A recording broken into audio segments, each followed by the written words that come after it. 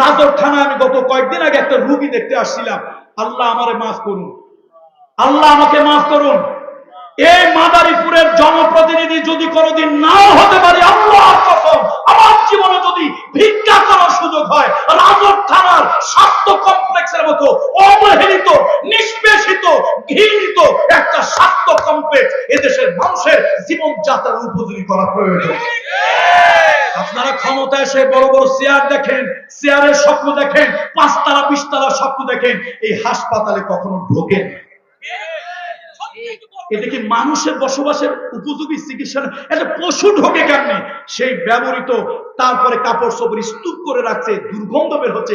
আমার তো মনে হয় হাসপাতালে মানুষ যায় চিকিৎসা নিতে, রাজর হাসপাতালে সরকারি গেলে চিকিৎসা নিতে গিয়ে যদি চায় সুস্থ মানুষ, ও অসুস্থ হয়ে ফিরে আসে।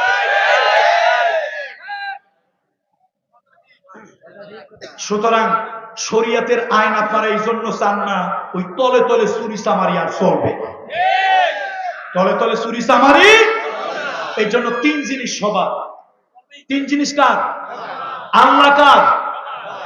আল্লাহ সবার, রাসূলুল্লাহ মানুক অথবা বিশ্বাস নবীকে করুক অথবা না, আমার নবী সকলের জন্য রহমত, রহমাতুল লিল আলামিন। এরপরে ওমা হুয়া ইল্লা যিকরুল লিল আলামিন। কোরআনকে আপনারা মানেন বা না মানেন, কোরআন সবার, সবার জন্য, সব দলের জন্য। কোরআন একবার মেনে দেখেন, ঠকবেন না। কোরআন একবার মেনে দেখেন, প্রতারিত হবেন না। কোরআন একবার মেনে দেখেন, না খাইয়া অভাবে মরতে হবে না।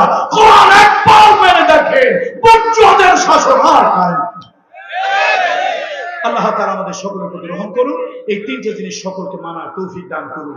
আল্লাহুম্মা সাল্লি আলা মুহাম্মাদ ওয়া আলা আলি মুহাম্মাদ। মামা দোয়া করছেন মামা। اللهم صل على محمد وعلى آل محمد كما صليت على إبراهيم وعلى إبراهيم إنك اللهم آمين ربنا